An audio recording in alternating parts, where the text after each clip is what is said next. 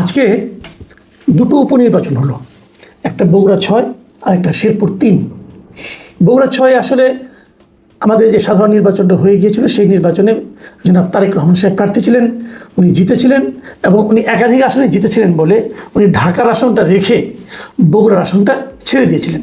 কাজেই সেখানে একটা উপনির্বাচন হয়েছে। আরেকটা নির্বাচন হয়েছে শেরপুর ৩ আসনে।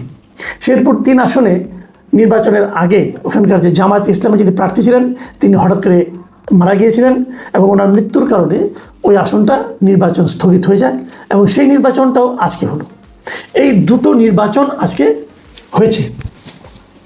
বিএনপি সরকারের অধীনে, মানে এই নতুন তারেক রহমানের যে বিএনপি সরকার, সেই সরকারের অধীনে এটা হলো প্রথম নির্বাচন। কেমন হলো এই নির্বাচনটা? এই নির্বাচনটা কি অভিযোগবিহীনভাবে হতে পেরেছে? এটা নিয়ে কিন্তু বিস্তর প্রশ্ন এর মধ্যে উঠেছে। বগুড়া ৬ নিয়ে তেমন কোনো অভিযোগ, খুব জোরালো কোনো অভিযোগ এসেছে বলে আমি দেখিনি এখন পর্যন্ত। টুকটাক অভিযোগ ছিল। কিন্তু শেরপুর ৩ আসনে প্রার্থী নিজেই, আমি দেখলাম একটা ভিডিওতে দেখলাম, উনি একটা প্রেস কনফারেন্স করেছেন এবং সেই প্রেস কনফারেন্সে উনি বেশ কয়েকটা অভিযোগ একদম খুঁটিনাটি সহ, কোন জায়গায় তারা দেখেছে যে মুড়ির উল্টা পিঠে মানে ভোটার যে ব্যালট পেপার যেটা আছে তার অপর পাতায় কিন্তু আপনার সহকারী প্রিজাইডিং অফিসের সিল লাগে, সিগনেচার লাগে, প্রতিবার যখন নেবে তখন একটা করে দিয়ে দেওয়ার কথা আর কি। কিন্তু আগেই সবগুলি সিল স্বাক্ষর দিয়ে রাখা। এটা অনেকে হয়তো বলতে পারবেন, হয়তো বলবেন, দাবি করবেন যে তাদের নাকি তাড়াতাড়ি কাজটা হয় সেই জন্য করা হয়েছে।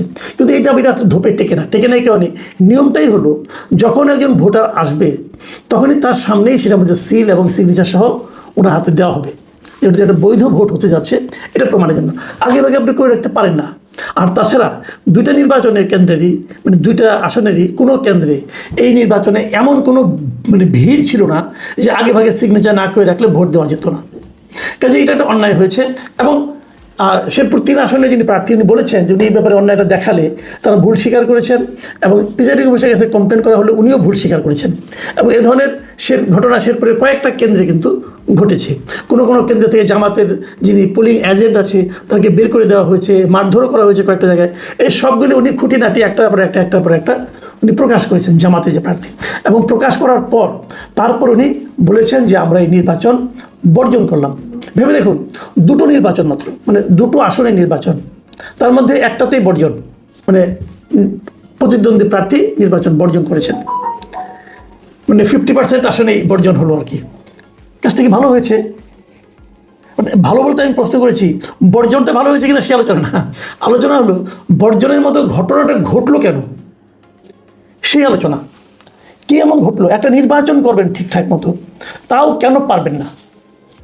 নির্বাচন কমিশন বলেছে আন্তর্জাতিক নির্বাচন তারা করতে চান, করবেন। এবং তাদের ভাষাটা কি? আমার তো নির্বাচন কমিশনের ভাষাও পছন্দ হয়নি। আমি একটা নিউজ পড়লাম, সেই নিউজে বলা হয়েছে যে নির্বাচন কমিশনের সচিব তিনি বলেছেন যে আমরা খতিয়ে দেখা শুরু করেছি। I already asked for the report from my respected officer, that's all. মানে উনি ওখানে খবর নেওয়া শুরু করেছেন।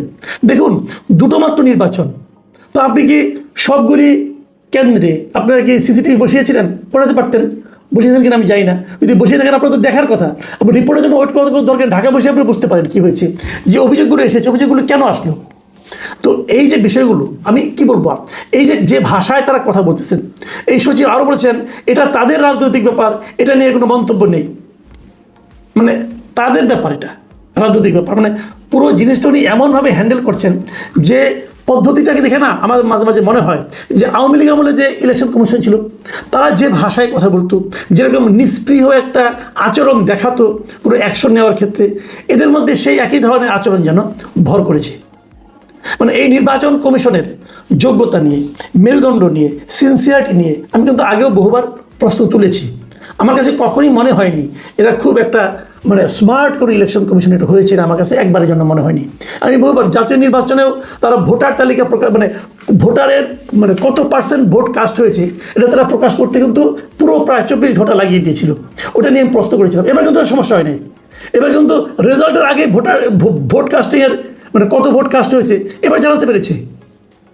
এবং আমি তো বললাম আমি যত নির্বাচন দেখেছি কখনোই এমন হয়নি যেটা নাকি গত জাতীয় ফেব্রুয়ারির নির্বাচন হয়েছিল। কারণটা কি ছিল? আমি সেই কারণটাও আমার সন্দেহটা আমি বলেছিলাম। সেই সন্দেহটা ছিল বেসিক্যালি ওই আপনার গণভোটে বেশি ভোট দেখাতে হবে এটার কারণে। এটা আমার ধারণা ছিল। ওই ধারণার বিপরীতে এখনও কোনো তথ্য প্রমাণ পাইনি এবং কেউ দাবিও করেনি কী কারণে কী হয়েছিল।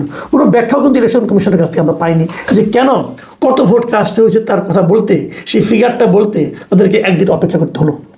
যাও, এবার অবশ্য তারা সেই কাজটা করেনি, এবার শুরুতেই বলে দিয়েছে। কিন্তু প্রশ্নটা আমার অন্য জায়গায়, সেটা হলো একটা নির্বাচন আপনারা কিন্তু ঠিকঠাক মতো করতে পারলেন না এবং সেখানে অভিযোগ আসলো। জামায়াতের আমির নিজেও অভিযোগ করেছেন। জামায়াতের আমির তার ফেসবুক পেজে বলেছেন যে দলীয় সরকারের অধীনে বগুড়া 6 উপনির্বাচন ও শেরপুর 3 আসনে সাধারণ নির্বাচন অনুষ্ঠিত হয়েছে। দলীয় সরকারের অধীনে নির্বাচন কি হতে পারে তার বিভৎস রূপ ইতিমধ্যে জাতির সামনে চলে এসেছে।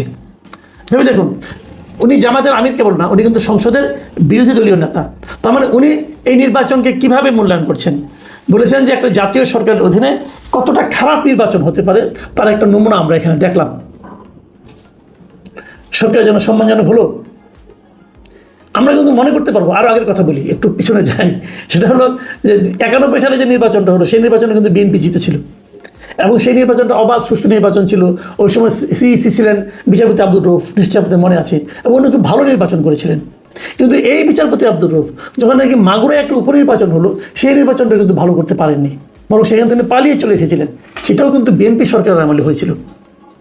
তখন বলা হয়েছিল, এবং তারপরে আরও অনেক বছর পরে বিভিন্ন সময় মাগুরা নির্বাচনটা কিন্তু উদাহরণ হিসেবে আনা হয়েছে এবং এখান থেকে যে সিদ্ধান্তে পৌঁছে গেছে সেটা হলো যে দলীয় সরকারের অধীনে কখনো একটা ভালো নির্বাচন হয় না আমাদের দেশে।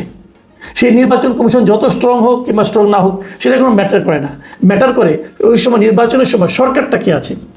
সরকার যদি কোনো রাজনৈতিক দলীয় সরকার হয় তাহলে সেই সরকারের অধীনে নির্বাচন ভালো হয় না। সেই যে উদাহরণটা বিএনপি তৈরি করেছিল, বিএনপি এইবারের নির্বাচনটা হয়তো মাগুরার মতো নয়, কিন্তু এই নির্বাচনটার মধ্যে যদি কিছুমাত্র কলঙ্ক থাকে, কিছুমাত্র অভিযোগ থাকে, সেটা কি বিএনপির জন্য বাড়তি কোনো সম্মান বয়ে আনবে? আনবে না। বিএনপি ব্যাপারে সতর্ক ছিল না, কোনো সন্দেহ নাই। বিএনপি যদি তার দলের লোকজনকে, শেরপুরে যারা নাকি দলের নেতাকর্মী আছেন তাদেরকে ওরা যদি সতর্ক করে দিতেন আগে ভাগে যে আমরা কোনো ধরনের অভিযোগ শুনতে চাই না, জনগণ যে ভোটটা দেবে সেটাই হবে, তাহলে কিন্তু এই দৃশ্যগুলো আমাদের দেখতে হতো না। জামাতের প্রার্থীকে আমি দেখেছি, উনি একদম বিএনপির কোন লোক কী করেছে নাম ধরে ধরে উল্লেখ করেছেন। এগুলো কি বিএনপির নজরে এসেছে? বিএনপি কি তাদের প্রতি কোনো অ্যাকশন নেবে? একটা সামান্য ভোটেও যদি গণ্ডগোল ধরা পড়ে, ইলেকশন কমিশনের কি উচিত নয় সেই নির্বাচনটা বাতিল করে দেওয়া? মনে রাখবেন, একটা কথা বলি শেষ করি, যে আমাদের দেশের সবচেয়ে আওয়ামী লীগ সরকারের বিরুদ্ধে অনেকগুলি অভিযোগ ছিল, কিন্তু আমার বিবেচনার সবচেয়ে বড় অভিযোগটা ছিল আওয়ামী লীগ সরকার নির্বাচন ব্যবস্থাটাকে নষ্ট করে দিয়েছিলেন। এবং সেই ঘটনার পুনরাবৃত্তি আবার হোক অবশ্যই আমরা চাই না, কিন্তু সেই ঘটনার সূচনা হয়ে গেছে অথবা হচ্ছে এমন কথাও যদি কেউ বলেন, যেমনটি জামাতের আমির বললেন, সেটাও আমাদের শুনতে ভালো লাগে না। আমি আশা করি এই বিষয়গুলির দিকে বিএনপির যারা হাইকমান্ড আছেন তারা নজর দিবেন, কিংবা কে জানে হয়তো তাদের প্ররোচনাতে এটা হয়েছে, বলতে পারবো না। প্রিয় দর্শক,